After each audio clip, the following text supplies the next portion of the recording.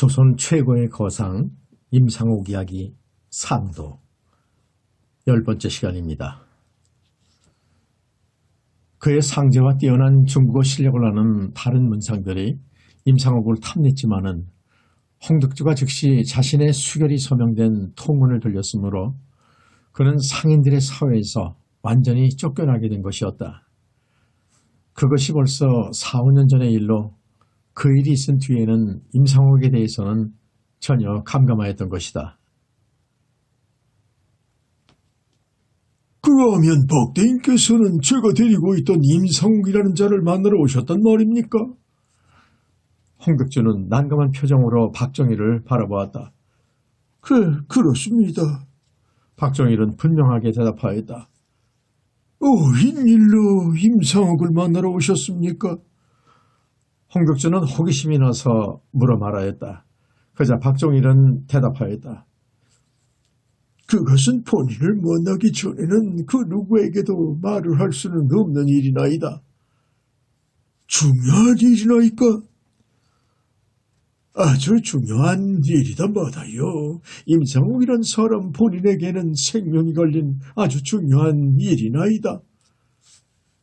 하오나 홍득주는 말을 잘랐다. 그 자는 지금 이곳에 없습니다. 한때 데리고 있었습니다만 지금은 어디에 있는지는 모르겠습니다. 웬일로 내보내셨습니까? 내보낸 것이 아니라 홍득주는 내친김에 말을 뱉어버렸다. 쫓아낸 것입니다. 쫓아내다니요? 제가 한 3년 데리고 있었는데 상자가 있어 곧 독립시켜주려 하였으나 알고 보니 손버릇이 나빠서 공금에 손을 대었습니다. 그래서 쫓아내버린 것입니다. 일단 말을 뱉어버리고 나서 홍득주는 넌지시 박정희에게 물어보았다. 혹시 임상옥이가 박대인에게도 무슨 손실이라도 입혔습니까? 그래서 그 자를 찾고 계신 것이 아닙니까? 홍득주가 묻자 박정희는 손을 내저으며 황급히 말하였다. 천만에요. 그런 일로 만나자는 것은 아닙니다. 어쨌든 홍득주는 말을 잘랐다. 임상옥을 이제 이곳에서는 절대로 찾을 수가 없을 것입니다. 그렇습니까? 실망한 표정으로 일어서려던 박정일이 다시 홍득주를 바라보며 물었다. 좀 전에 말씀하시기를 알고 보니 손버릇이 나빠서 공금에 손을 대서 쫓아내버렸다고 하옵는데 그 공금이 얼마나 되는 것이었습니까? 큰 돈은 아니었습니다. 5년이 지난 지금에도 홍득주는 임상옥에 대한 반감이 사라지지 않고 있었다. 그러나 임상옥이 연경에서 계집질로 그 큰 돈을 날렸다는 말만큼은 처음 보는 사람에게 차마 말할 수가 없었던 것이다. 그 공금이 얼마나 되는 돈입니까? 부드러운 목소리로 박정일이 다시 물어 말하였다. 별로 큰 돈은 아니었습니다. 그 금액은 알아 못하려 하십니까? 그자 박정일은 웃으면서 말하였다. 제가 대신 갚아드리려는 것입니다. 대신 갚겠다고요? 영문을 알 수 없는 홍득주가 목소리를 높였다. 그렇습니다. 박정일은 고개를 끄덕이며 대답하였다. 원하신다면 원금에 이자까지 붙여드리겠습니다. 말씀하시죠.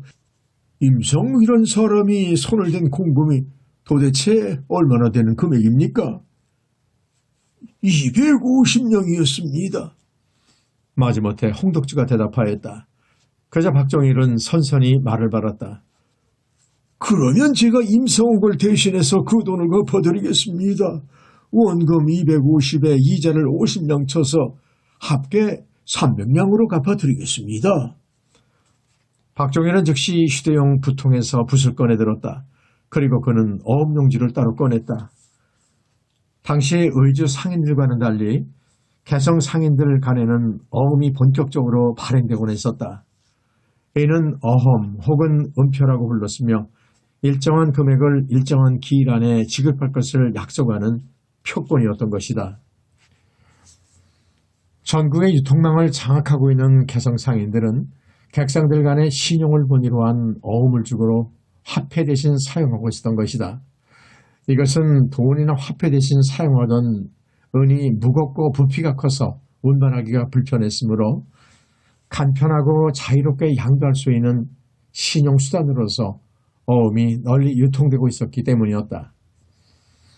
박정일은 보통 길이 6, 7치, 너비 2, 3치가 되는 어음용지를 꺼내어 붓에 먹물을 묻혀 다음과 같이 써내렸다. 전 300량 출구표. 용지 중간에 X를 쓰고 나서 박정일은 어음의 오른쪽에 다음과 같이 날짜를 써내렸다. 7월 12일 개성상인 박종일. 보통 어음의 왼쪽에는 지급기일을 기입하였는데 박정일은 지급기일을 쓰지 않음으로써 언제든지 필요할 때 지급을 요구할 수 있는 특별어음을 발행한 것이었다. 그리고 나서 박정일은 지그재그 모양으로 그 어음의 한가운데를 잘라 두 조각으로 나누었다. 채무자인 박정일의 기명이 있는 쪽은 보통 난표라 하고 다른 한쪽은 여표라 하여 난표의 보유자가 지급을 요구하게 되면 채무자는 그가 보관하고 있던 여표와 맞춰보고 액면의 금액을 지불하는 전통적인 어음이었다. 박정일은 자신의 기명이 있는 난표를 홍독주에게 내어주면서 말하였다. 언제든 필요하시면 액면의 금액을 지급해드리겠습니다. 홍독주는 믿을 수가 없었다. 개성 상인들이 발행하는 어음은 액면 그들의 신용을 지니고 있다. 300냥이라면 절대로 적은 돈이 아니다. 아니 그 돈이 크건 적건 값의 고하를 막론하고 박정일이 도대체 무슨 년으로 해서 수년 전에 내쫓아버린 임상옥의 빚을 스스로 대신 변제하여 주고 있는 것일까? 그뿐인가? 원금에다 충분한 이자까지 계산해서 대신 갚아주고 있지 않은가? 또한 도대체 무슨 이유로 임상옥을 만나려 하느냐는 홍독주의 질문에 그는 다만 본인을 만나기 전에는 말을 할 수가 없다고만 답하고 있지 않은가? 그날 저녁 박정일은 임상옥의 빚을 대신 갚아주고 홍독주의 상점을 떠났다. 홍독주는 헤어지는 송상 박정일에게 다음과 같이 말하였다. 아마도 의주성 내에서는 임상옥을 만날 수가 없을 것입니다. 듣자 하니 남쪽 성과 가렛마을에 임과성을 가진 사람들이 대대로 집성촌을 이루고 살고 있다 하오니 그곳에 가면 아마도 임상옥의 거처를 알 수 있을 것으로 생각되옵니다마는. 홍덕주의 상점을 나온 박정일은 그 길로 시전들을 돌아다니며 임상옥의 행방을 수소문하여 보았다. 그러나 홍덕주의 말대로 그의 행방은 묘연하였다. 하는 수 없이 박정일은 홍덕주가 가르쳐준 대로 남쪽 성곽 아래쪽에 있는 임씨의 집성촌을 찾을 수밖에 없었다. 의주는 변경을 지키는 중요한 군사의 요충지대로 고려시대 때부터 천리장성을 비롯해 강감찬 장군이 거란군을 막기 위해서 축성한 백마, 산성 등 견고한 성곽으로 둘러싸여 있었다. 조선조에 이르러서는 임경옥 장군이 산성을 구축하였으며 그가 죽은 후 백마산성에 현충사라는 이름으로 사당이 세워질 정도로 의주 사람들은 그를 숭상했는데 그 산성 안쪽에 유명한 남문이 있다. 장변루 혹은 내홍구로 불리는 이 남문은 지금도 북한의 보물급 문화재 제10% 남아있다고 전해지고 있는데 2층 문으로 된 누각에는 해동 제1문이라는 현판이 내걸려 있다. 이 남문은 국경도시로서 서북 방면에 관문 구실을 하는 대표적인 통군정인데 바로 이 성곽을 따라서 외곽지대에 임시 집성촌이 형성되어 있었던 것이다. 훗날 조선 최고의 거부가 되었을 때 내가 가진 은기를 쌓으면 마이선만 하고 내가 가진 비단을 쌓으면 저 남문루만 합니다 라고 어머니에게 말했던 가포 임상옥. 이 마이산은 의주 성내에 있는 산으로 다음과 같은 전설이 있다. 본래 마이산은 중국 만주에 있던 산으로 우리나라가 그리웠던지 말처럼 달려서 우리나라로 오고 있었다. 그때 압록강에서 빨래를 하고 있던 여자들이 야, 저거 좋아하다. 산이 달려오고 있다. 라고 큰 소리를 외치며 빨래방망이를 던졌다. 산은 빨래방망이에 맞아서 기운이 빠졌던지 더 날아오지 못하고 그 자리에 앉아서 마이산이 되었다는 것이다. 임창옥이 자신이 가진 재산을 마이산과 남문로를 손가락을 들어 가리키며 비유했던 것으로 봐서 그의 조상 대대로 살아온 집성촌이 남문로가 위치한 남쪽 성곽 아랫마을이었던 것은 분명한 사실이었을 것이다. 임창옥의 집안은 대대로 객상을 하던 전통적인 장사꾼의 집안이었으므로 남문 성곽 아래에서 집성촌을 이루며 살고 있던 임씨들도 대부분 사행을 따라다니며 잔심부름이나 하던 통인들이나 떠돌이 장사꾼들이 대부분이었던 것이다. 임창옥의 행박을 찾아 나선 박종일은 임가촌에서 뜻밖의 이야기를 듣게 되는 것이었다. 홍덕주의 만상에서 쫓겨나온 임창옥은 다시는 의주 상계에 발을 붙이지 못하였다. 나이든 노모와 어린 동생들을 거느린 임창옥은 생계가 막연해지자 행상으로 나설 수밖에 없었던 것이었다. 빚, 유기, 목기, 농기구 등의 수공업 제품이나 소금, 산삼 같은 지역 특산물을 지게해주고 장에서는 장문을 찾아다니며 물건을 파는 장돌뱅이로 전락해버릴 수밖에 없었던 것이었다. 그뿐인가 그의 어린 두 동생이 그만 돌림병이 들어 갑술련의 첫째 동생이 먼저 숨져버리고 뒤이어 막내 동생마저 죽어버린 것이었다. 아비규환의 지옥도였다. 아버지가 비참하게 최후를 마친 뒤 몇 해가 되지 않아 두 동생마저 전염병으로 삽시간에 목숨을 잃어버린 것이었다. 전염병에 걸려 죽었으므로 무덤 자리조차 제대로 잡지 못하였다. 훗날 파헤쳐 정식으로 장례를 치르고 제대로 묘장을 하리라 생각하면서 임시로 죽은 시체들을 가만히로 둘둘 말아 남의 눈에 띄지 않는 야산에 파묻으면서 임창옥은 피눈물을 흘렸다. 압록강 물에 빠져 비명행사한 아버지와 감회장한 두 어린 동생의 시체를 파묻은 가묘 앞에서 임창옥은 통곡을 하여 울었다. 그에겐 아무런 희망도 없었다. 중국의 관문 산해관의 현판에 새겨진 천하제일관이라는 문구를 우러러보며 천하제일의 상인이 되겠다는 결심을 하였던 것도 한갓 꿈속의 일에 지나지 않은 것이었다. 천하제일의 상인은커녕 하루하루 살아가는 것도 힘든 일이었다. 임창옥은 아비처럼 압록강 물속에 스스로 몸을 던져 죽어버릴까도 생각하였다. 그러나 그럴 수는 없었다. 그에게는 봉양하여야 할 노모가 남아있었기 때문이었다. 연이어 닥친 피부치들의 죽음으로 임창옥은 인생의 무상함을 절실하게 느끼게 되었다. 그는 어쩔 수 없이 또다시 등짐을 메고 장돌뱅이로 나섰지만 이미 마음은 세속을 떠나 있었다. 이것이 그의 나이 26세 때의 일이었다. 고령지방에서 전해 내려오는 지신밝기 노래 중에 보찜장수 장돌뱅이의 애원을 묘사한 다음과 같은 구절이 있다. 우리는 등짐지고 이곳저곳 떠돌면서 아침에는 동력 하늘, 저녁에는 선역 땅. 어쩌다 병이 나면 구할 리 전혀 없네.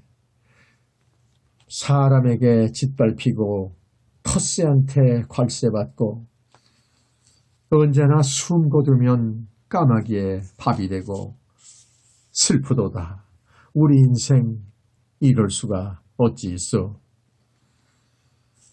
인생의 무상함을 느끼면서 희망 없는 장돌뱅이 청년 시절을 보내던 그 무렵 임창옥은 한 가지 결심을 하게 되는 것이다. 그에게 있어 인생은 부질없는 하나의 헛된 꿈이며 저작거리에서의 삶은 미친 광대패들의 놀이라는 사실을 깨닫게 된 것이었다. 5일마다 열리는 시골 장터는 난장을 틀어 돌아다니는 장돌뱅이들과 소를 팔고 사는 쇠전꾼들로 이루어지고 있었는데 자연 장인섭연 사람들이 모여들었기 때문에 광대패와 사당패들도 함께 따라다녔던 것이다. 그뿐인가 그에게 텃세를 부리는 모래배들도 따라다녔는데 임상옥은 장터마당에서 벌어지는 광대놀이를 볼 때마다 마음속 깊이 느껴지는 무엇이 있었다. 광대패들은 탈놀이나 가면극과 같은 연극이나 줄타기, 땅재주 같은 고개, 그리고 소리를 어부라는 사람으로 나뉘어졌는데 임상옥은 특히 탈놀이를 좋아하였다. 양반의 탈을 쓴 광대와 각시의 탈을 쓴 광대가 벌이는 별신굿을 볼 때마다 임상옥은 인생이야말로 가면에 탈을 쓰고 노는 한바탕의 광대놀이라는 느낌을 지울 수가 없었다. 양반의 탈을 쓴 사람은 양반이 되고 각시의 탈을 쓴 사람은 각시가 되는 것이다. 인생이란 단지 그런 가면놀이에 불과한 것이다. 장터에서 열반의 탈을 쓴 광대놀이를 볼 때마다 임상옥은 심사숙고하였다. 인생이란 가면을 쓴 탈놀이에 지나지 않는다. 우리의 인생이란 저와 같은 요술쟁이들이 요술쟁이의 고향을 찾아와 온갖 미친 노름을 노는 허수아비에 지나지 않는 것이다. 그 즉시 임상옥은 소금, 생선 같은 지역 특산물이 가득 담겨져 있는 지게를 버리고 호련히 종족을 감추었다. 임상옥의 모습은 그 어디에서도 보이지 않았다. 임상옥이 들어간 절은 다름 아닌 금강산 속에 있는 추월함이었다. 10년 만에 돌아온 절이었지만 예전의 절과는 다른 느낌이었다. 예전의 절은 글을 배우는 서당이었지만 지금 돌아온 절은 인간으로서의 껍질을 버리고 생사를 깨우치기 위해 찾아온 도량이었던 것이다.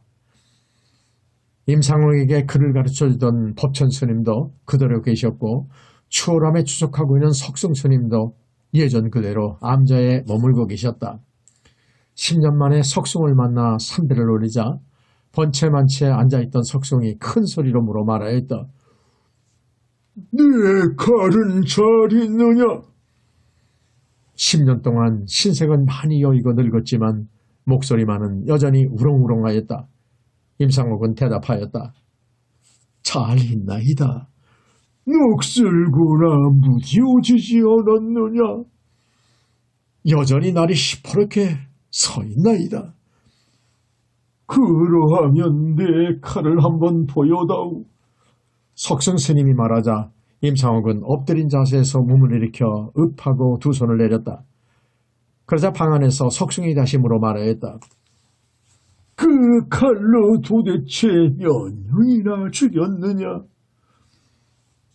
죽인 시체를 제가 갖고 왔나이다. 가져왔으면 이리 갖고 오렴. 임상옥은 망태에 메었던 집신 한 켤레를 빼들었다. 집신 한 켤레를 두 손으로 받쳐들고 대돌에 올라 푯마루로 다가갔다. 방 안에 정주하고 있는 큰 스님 앞에 가만히 집신 한 켤레를 내밀자 석승은 크게 소리쳐 말하였다. 문을 닫거라 이놈아, 찬바람이 들어온다. 그 다음 날로 임상옥은 법천을 은사로 해서 머리를 깎고 기를 수지하였다. 이례적으로 큰 스님 석승이 임상옥에게 법명을 지어줬는데 이를 도원이라고 하였다. 이렇게 해서 자인인 임상옥은 죽어버리고 수도자인 도원이 탄생하게 된 것이다. 이때가 임상옥의 나이 28살 때인 1806년의 일이었다. 3. 개성상인 박정일은 남문 성곽 아랫마을의 임시 집성촌에 들러서야 마침내 임상옥의 행방을 알 수 있게 된 것이다. 그는 다음 날 금강산을 오르기 시작하였다. 그에게는 무슨 일이 있어도 의주에서 임상옥을 찾아내야 할 의무가 있었던 것이다. 임상옥을 찾아내지 못한다면 찾을 때까지 의주를 떠날 수가 없을 만큼 박정일에게는 이 일이 중차대한 일이었다. 임상옥을 찾고 못 찾고는 상인으로서의 그의 명운이 걸린 일이었다. 임상옥을 만나 그에게 전해줄 물건이 따로 있었던 것이다. 만약 임상옥을 만나지 못해 그 물건을 전해주지 못한다면 박정일은 그만큼 상인으로서의 역량을 인정받지 못하게 되어 있었던 것이다. 천신만고 끝에 박정일은 임상옥이 속세를 떠나 입신 출가하였음을 알게 된 것이었다. 그것이 벌써 1년 전, 1년 사이에 임상옥이 또다시 다른 사찰로 거처를 옮겼을지도 모르지만은 어쨌든 금강산 속에 있는 추월함으로 그를 찾아갈 수밖에 없었던 것이다. 박정일은 가파른 바위길을 오르고 올라 마침내 산정에 이르렀다. 그가 임상옥을 만난 것이 기록에 의하면 7월 14일, 7월이면 한여름의 성하, 무더위를 무릅쓰고 산정에 오른 박정일은 산 아래 펼쳐진 너른 만주 땅의 벌판을 땀을 닦으며 내려다보았다. 산정에는 대여섯 개의 요사처럼 구성된 암자가 우뚝 솟아 있었다. 가파른 계단이 암자로 들어가는 전문 위에는 추월암이라는 현판이 내걸려 있었다. 어림하여 500년 이상 된 사찰로 한때 묘양산에 오래 있어서 서산대사라고 불리던 청허 휴정스님도 젊었을 때 이 암자에서 공부했던 유서 깊은 사찰인 것이다. 젊어 한때 추월함에서 공부하였던 휴정은 이곳 의주 땅이 고려시대 거란의 장서 소비압이 10만 대군을 끌고 침공하였을 때 군사를 이끌고 나아가 싸워 전승한 강감찬의 격전지임을 깨닫고는 강감찬 장군을 기리며 다음과 같은 시를 지었었다. 오랑캐 땅을 번개처럼 휩쓸고 천산에 한 번 활을 걸었다. 무쇠 같은 그 마음은 상기 죽지 않았거니 아마도 한우를 쏘는 무지개 되었으리. 서전호 전토 천산 일괴궁 철심금불사 응작사천홍. 이 시를 지을 무렵 서산대사 휴정이 머물고 있었던 암자가 바로 추월함. 개성상인 박정일은 땀을 식히면서 추월함을 쳐다보며 생각하였다. 과연 저 암자에 임상옥이 머물고 있을 것인가? 입산하였다는 소문도 벌써 1년 전의 일. 집도 절도 없는 중의 팔자처럼 임상옥은 그새 다른 산과 다른 절로 흔적도 없이 사라져버린 것은 아닐까? 박정일은 임상옥을 한 번도 만난 적이 없었다. 그가 어떤 인물인지 무엇을 하던 사람이었는지 전혀 알 수가 없었다. 그가 알고 있는 것은 오직 7자의 글자뿐이다. 의주 상인 임상옥.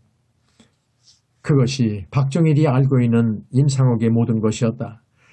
그러나 그 7글자만으로 무슨 수단 방법을 강구해서라도 임상옥을 찾아내야만 하는 것이다. 이 의주 땅에서 임상옥을 찾아내지 못한다면 찾아낼 때까지 이 고을을 떠나지 못할 것이다. 몇 날 며칠이 걸리더라도 아니 몇 달 몇 년이 걸리더라도 찾을 때까지 의주 땅을 떠나지는 못할 것이다. 박정일은 땀을 식힌 후 추월함으로 들어갔다. 추월함은 마침 안거 중이었다. 스님들이 음력 4월 16일부터 석 달간 7월 15일까지 한 곳에 들어앉아 수행하는 일을 한 거라고 하는데 박정일이 찾아간 것은 마침 그 무렵이었던 것이다. 이 기간에는 원래 외부에서 사람들이 찾아오는 것이 금지되어 있었다. 따라서 박정일이 들어갔을 때는 무건중으로 온 암자가 깊은 침묵 속에 잠겨 있었다. 공교롭게도 박정일이 찾아간 것은 한거가 끝나기 하루 전인 7월 14일. 원래 안거가 시작되는 처음의 결제기간 7일, 끝나는 해제기간 전에 7일은 용맹정진이라 하여 전혀 잠도 자지 않는 기간이었던 것이다. 이 기간 중에는 특히 사람을 만나거나 동구 밖으로 나갈 수 없으며 부모나 스승의 사망과 같은 부득이한 경우에만 조실 스님의 허락을 받아 외출할 수 있었던 것이다. 안거 중에는 오직 윤화만이 자유롭게 갈 수 있었다. 윤화는 안거 중에 유일하게 일체 직무를 담당하는 스님이었던 것이다. 선당과 떨어진 종무소에서 박정일은 윤화 스님과 따로 만났다. 박정일은 수인사를 나누고 나서 자신을 소개하였다. 자신은 개성에 사는 송상으로서 이름은 박정일이라 하고 방금 청나라의 수도인 연경에 다녀오는 길이라고 한 다음 찾아온 목적을 말하였다.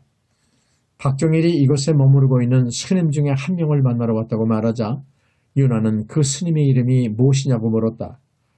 박정일은 대답하였다.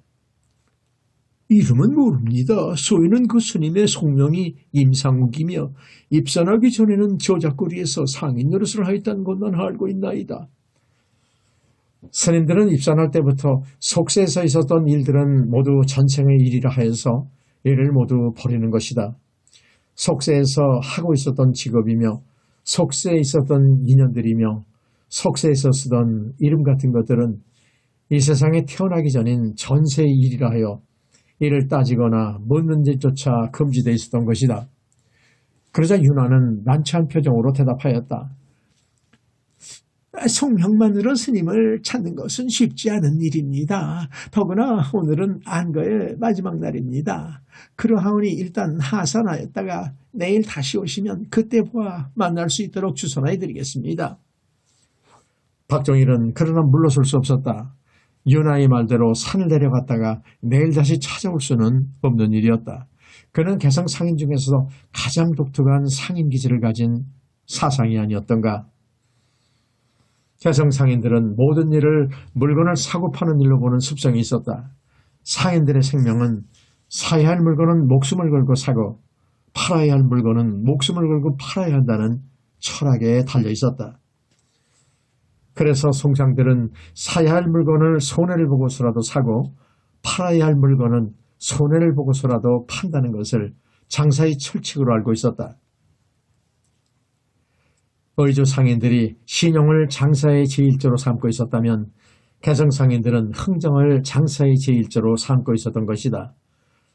따라서 의주 상인들이 의리를 생명으로 여기는 시종의 이상주의자들이었다면 개성 상인들은 장사란 일단 성사시키는 것이 중요하다는 흥정을 생명으로 여기는 현실주의자들이었던 것이다.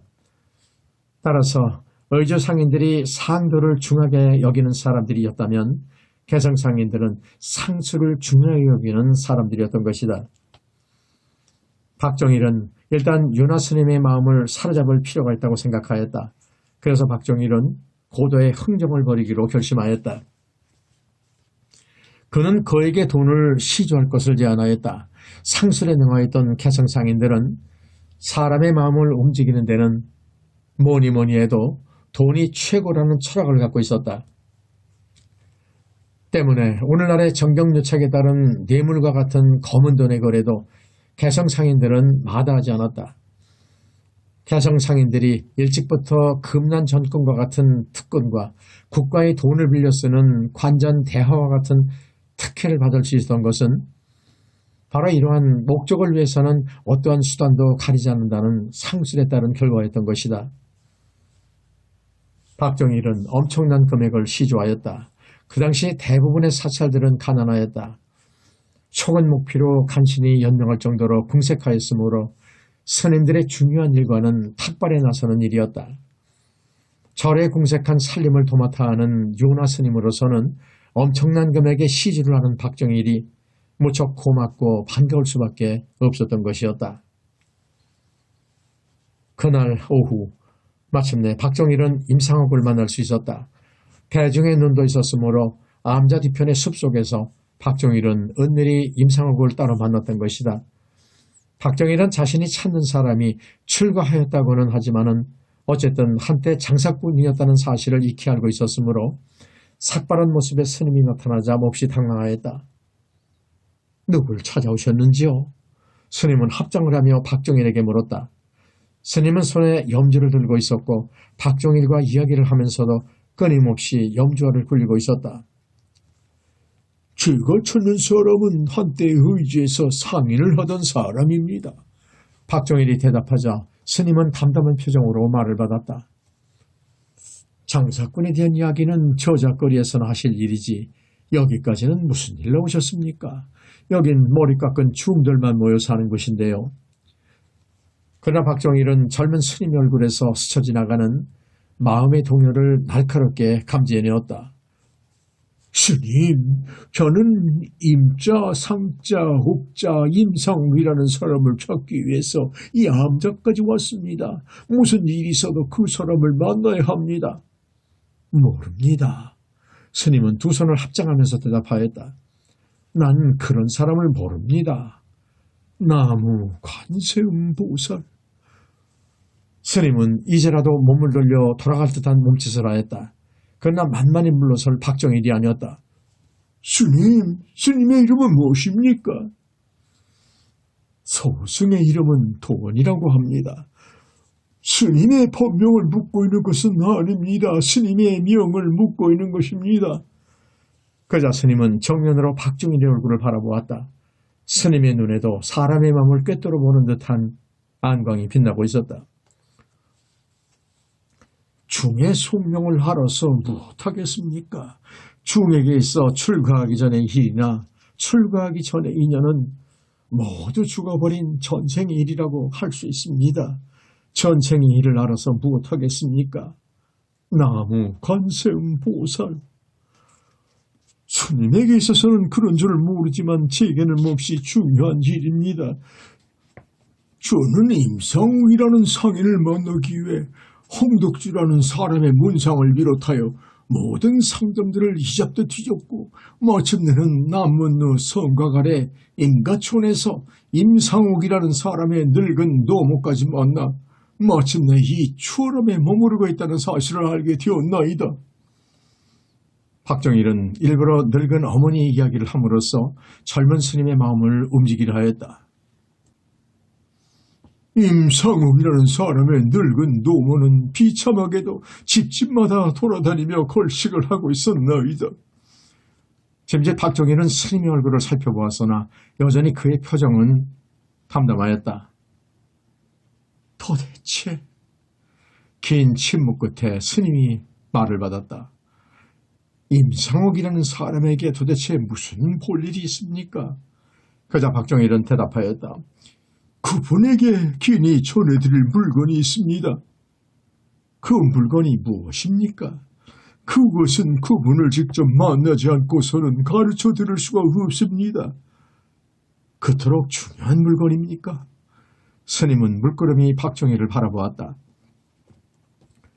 물론입니다. 아주 중요한 물건입니다. 저에게도 아주 중요한 물건이지만 임상옥이라는 사람에게는 더더욱 중요한 물건입니다. 스님, 저는 지금 청나라에 입수인 연경에 다녀오는 길입니다. 스님께서도 일찍이 연경에 다녀오시지 않으셨습니까? 그래서 연경에 다녀오는 길이 얼마나 힘들고 험한 길인가를 잘 아시고 계시지 않으십니까? 그렇소이다. 염좌를 굴리던 스님의 손이 멈췄다. 그리고 나서 스님의 입에서 한마디가 무겁게 떨어졌다. 소승이 바로 임상옥입니다. 스님의 입에서 자신이 바로 임상옥이라는 고백이 나오자 박정일은 다시 물어 말하였다. 울주에서 장사를 하시던 바로 그 임상옥이 맞으시나이까? 그렇습니다. 스님이 비로소 자신의 신분을 밝히자 박정일이 갑자기 일어나 숲길에서 큰 절을 올리면서 말하였다.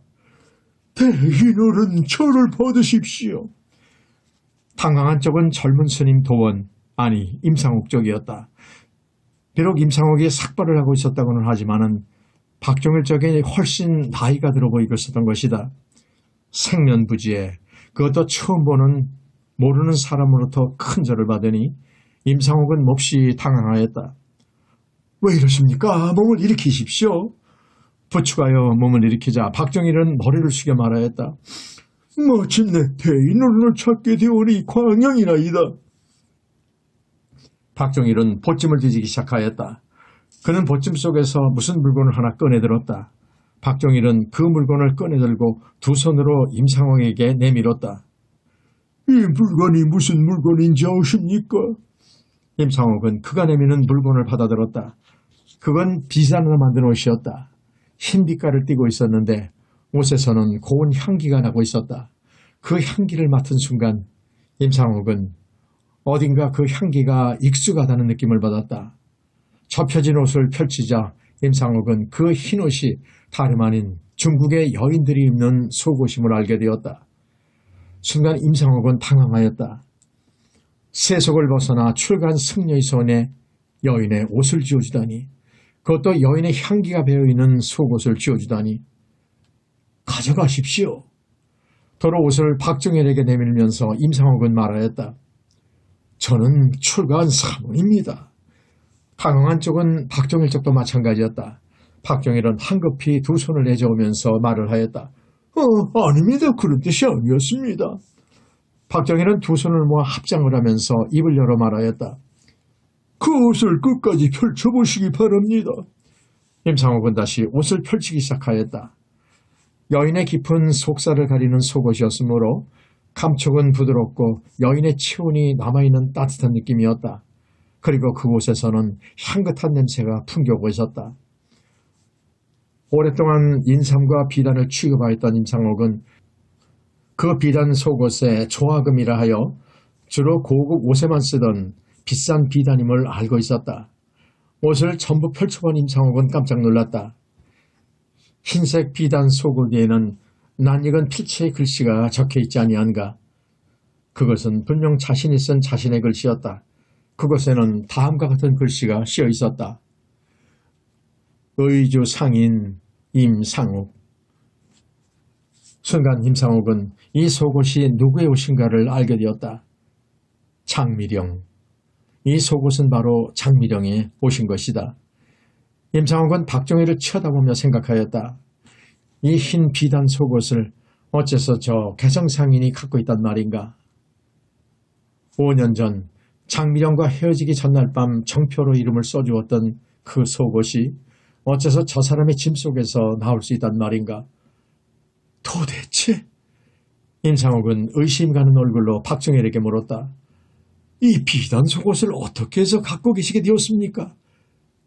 그보다도 박정희는 딴청을 부리며 말을 돌렸다. 제가 우선 알고 싶은 것이 이 속옷이 누구의 것인가, 그리고 그 속옷에 쓴 글이 누구의 글씨인가 하는 것입니다. 임상옥은 천천히 대답하였다. 이 7자는 소승이 직접 쓴 글자입니다. 그럴 줄 알았습니다. 임상옥이 대답하자 박정희는 껄껄 웃으며 자신의 무릎을 내리쳤다. 이제 됐습니다. 이제 제 할 일은 끝이 났습니다. 제 할 일은 의주에 사는 상인 임상옥이라는 사람을 만나서 이 속옷을 돌려드리는 일이었습니다. 그리고 또 한 가지 할 일이 더 남아 있습니다. 박정희는 짐 속에서 부통을 꺼내들었다. 그리고 용지를 꺼내 어음을 발행하였다. 어음 용지 중간에 박정희는 다음과 같이 금액을 써내려갔다. 전문 5,000냥 출전표. 그리고 나서 박정희는 어음의 오른쪽 부분에 오늘의 날짜와 채무자인 자신의 성과 이름을 썼다. 성만을 쓰는 것이 보통이었지만 박정희는 자신의 이름을 모두 쓰고 수결 대신 인장을 찍었다. 쓴 어음을 지그재그로 잘라서 자신의 인장이 찍힌 부분은 임상옥에게 주고 다른 한쪽은 자신이 보관하였다. 오랫동안 장사에 종사했던 임상옥은 개성 상인들이 발행하는 어음은 그대로 현금과 같은 값어치를 지닌 유가증권임을 잘 알고 있었다. 박정일이 지급하기로 한 5,000냥은 쌀값으로 4, 5천석에 해당하는 천문학적인 거액이었던 것이다. 그런 거액, 원자 5,000냥을 왜 박정일은 임상옥에게 서슴없이 지불하고 있는 것일까? 제가 임대인을 만나서 할 일은 이 속옷을 돌려드리는 것과 함께 이 돈을 전해드리는 일이었습니다. 이제 의주에서 할 일은 모두 끝이 났습니다. 그러므로 이제는 마음 편하게 고향으로 돌아갈 수 있게 되었습니다. 잠깐만. 이제라도 곧바로 일어나 산을 내려갈 자세를 취하는 박정희를 잡아 이끌면서 임상옥이 물어 말하였다. 도대체 소승에게 이러한 물건과 돈을 주는 것은 무슨 이유입니까? 소승은 뭐가 뭔지 모르겠습니다. 뭐가 뭔지 모르는 것은 저도 마찬가지입니다. 박정희는 웃으면서 말하였다. 다만 제가 알고 있는 것은 연경에서 누군가가 임대인을 계속 찾고 있다는 것입니다. 조선에서 오는 사신들, 오는 장사꾼마다 임상옥이란 사람인가 아닌가, 아니면 임상옥을 아는 사람인가 아닌가를 계속 수소문하고 있는 것입니다. 수년 동안 임대인을 찾지 못하자 마침내 제게도 그런 부탁이 들어오게 된 것입니다. 제게 임대인을 찾으면 큰 상을 내리겠다 하였습니다. 제가 임대인을 만나 이 속옷을 드리고 이 물건을 가진 사람이 다시 연경에 돌아온다면 바로 그 사람이 임대인임이 틀림이 없을 것이므로 저는 연경의 상권에서 큰 특혜를 받게 될 것입니다. 또한 연경에서 임대인을 계속 찾는 그 사람은 임대인을 만나면 자기 대신 은 5천냥을 줄 것을 부탁하였습니다. 그러므로 부담을 느끼실 필요는 없습니다. 제가 드리는 5천냥은 제 돈이 아닙니다. 저는 다만 그분을 대신해서 5천냥을 빌려드리는 것에 지나지 않습니다. 그분은 임대인께서 이 옷과 돈을 받는 즉시 이 옷을 갖고 연경으로 들어와 주셨으면 합니다. 그분은 굉장히 대인 노릇을 만나고 싶어 하십니다. 도대체? 임상옥은 말을 잘라 물었다. 소송을 찾는 그분은 누구입니까? 저도 확실히는 모르겠습니다. 저에게 임대인을 찾아달라고 부탁을 한 사람은 연경에서 약종송을 하고 있는 사람입니다. 오랫동안 중약상으로 거래하던 사람인데 그 사람도 누군가의 부탁을 받고 저에게 임대인을 찾아달라고 신신당부를 한 것입니다. 원하신다면 저와 함께 연경에 다시 들어가도 좋습니다. 저도 뭐가 뭔지 모르겠습니다만 어쨌든 연경에는 임대인을 평생의 은인으로 생각하는 사람이 있습니다. 그 사람은 아마도 연경의 상권을 장악하고 있는 중국 최대의 거물일지도 모릅니다. 남다른 상수를 가지고 있던 박정일의 생각은 예리하였다. 자신도 뭐가 뭔지 모르겠지만 어쨌든 연경에는 임상옥을 평생의 은인으로 생각하는 사람이 있고 그 사람은 아마도 연경의 상권을 장악하고 있는 중국 최대의 거물일지도 모른다는 박정일의 예측은 훗날 밝혀진 사실이지만 정확한 판단이었다. 임대인께서는 이 옷과 돈을 받은 즉시 연경으로 떠나셔야 합니다. 만약 연경으로 떠나신다면 임대인에게는 하늘에 주신 천운이 기다리고 있을 것입니다. 하오나 염주를 굴리면서 임상옥의 말을 받았다. 이 몸은 이미 출가한 사문입니다. 세속의 사사로운 인연이나 재물 그리고 온갖 포화도 이미 소승과는 상관이 없는 일입니다. 이것은 제가 받아들일 수 없습니다. 그러하오니 다시 갖고 가셨으면 합니다. 임상옥이 받은 어음과 정표로 나누었던 옷을 다시 박종일에게 내밀자 그는 펄쩍 뛰며 두 손을 저으면서 말을 하였다. 그 옷을 버리시든 태워버리시든 그것은 임대인의 힘이대로입니다. 이미 그것은 저희 것이 아닙니다. 또한 그 돈 역시 버리시든 태워버리시든 하시면 시주하여 불사의 보태 쓰시든 저와는 상관이 없는 일입니다마는 다만 박정일의 얼굴에서 순간 미소가 사라졌다. 그는 정색을 한 얼굴로 말을 이었다. 임대인을 찾아 헤매다 저는 집성촌에서 대인노름 깨어서 4대째 만성의 가업을 이어나가던 장사꾼 집안을 알게 되었나이다. 저 역시 송도에서 5대째 사성의 가업을 이어가고 있는 장사꾼의 아들입니다. 아시다시피 산왕봉상이라 하여 우리 장사꾼들은 벼슬에도 오르지 못하고 천민이라 하여 사람 대접도 제대로 못 받고 살아왔나이다. 그러므로 한 번 장사꾼이면 영원한 장사꾼일 수밖에 없나이다. 이제 임대인께서 번잡한 세속을 떠나 출가하여 도에 드셨습니다. 물론 도에 들어 도를 깨우쳐 부처님이 되시는 것도 중요한 일이지만 불이 어찌 산수가만 있겠습니까? 저작거리에도 주막집에도 색주가 속에도 불도는 있는 법입니다.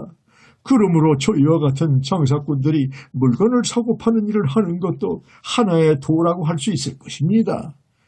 임대인이 출가하여 승복을 입으셨다 하여 스님이 되셨지만 이름을 바꾸어 법명을 도원이라 하셨다 하더라도 어디까지나 임상옥이라는 속명이 사라져버리는 것은 아닙니다. 박정일은 말을 이어내려갔다. 임대인께서는 지금 제 앞에 승복을 입고 나타나셨다 하더라도 제 눈에 보이는 임대인은 스님이 아니라 만주 대륙을 떠도는 만성의 모습으로밖에는 보이지 않나이다. 그러므로 불도만이 도가 아니라 저희와 같은 장사꾼에도 도가 있나이다. 그뿐 아니라 제가 남쪽 성곽박 임가촌에서 본 것은 처참한 풍경이었나이다. 박정일은 잠시 말을 끊었다. 짧은 침묵 끝에 박정일은 말을 이었다. 이런 말을 임대인에게 드려야 할지 어쩔지는 모르겠습니다마는 할 말은 하고 가는 것이 같은 장사꾼으로서 옳은 도리라고 생각하였나이다. 임가촌에 가서 임대인을 찾는 동안 늙은 어머니를 만났었나이다. 사람들이 임대인의 어머니라고 말을 하였지만 저는 차마 다가가서 임대인의 행방을 물어볼 수 없었나이다. 그 이유를 알 수 있겠나이까? 임상옥은 묵묵부답 아무런 대답도 없었다. 숲속에 우거진 나뭇잎 사이 산 아래로 펼쳐진 만주대륙의 광활한 사냐의 모습을 물구름이 바라볼 뿐이었다. 임상옥의 모습을 살피고 나서 박종일은 말하였다. 임대인의 노모는 집집마다 돌아다니며 걸식을 하고 있었나이다. 사람들이 임대인의 노모를 손가락질하면서 이렇게 말하는 소리를 내가 들었나이다. 저 할멈의 아들들은 모두 죽었다. 저 할멈의 남편도 이미 죽어버렸다. 하나 남은 아들은 어느 날 시장거리에서 행방을 감추어 삭발을 하고 스님이 되었다. 스님. 갑자기 박종일은 지금까지 부르던 임대인이라는 이름 대신 임상옥을 스님이라 부르면서 말을 이었다. 스님께서는 어느 것이 옳다고 생각하십니까? 스님의 노모께서 집집마다 돌아다니시며 걸식을 하면서 구구하게 연영하시는 것을 전생의 일이라여 모른 채 하오시고 이처럼 산속에 틀어박혀 머리를 깎고 나무아미탑을 관세음보살을 독송하며 마음자리를 보고 깨우쳐 부처가 되는 일이 옳다고 생각하십니까? 이제라도 승복을 벗고 산을 내려와 늙은 어미를 봉양하고 효를 다하여 선대로부터 내려오는 장사꾼의 집안으로서의 책임과 의무를 다해 임대인 당대의 집안을 일으켜 조선 제1의 상가를 이루심이 옳다고 생각하나이까? 어느 쪽이든 옳다고 생각하는 쪽으로 판단을 내리시어 그쪽으로 나아가시기를 바라나이다. 박종일은 몸을 일으켰다. 이때 박종일이 말했던 내용들은 임상옥 일생일대의 분수령이 되는 것이었다.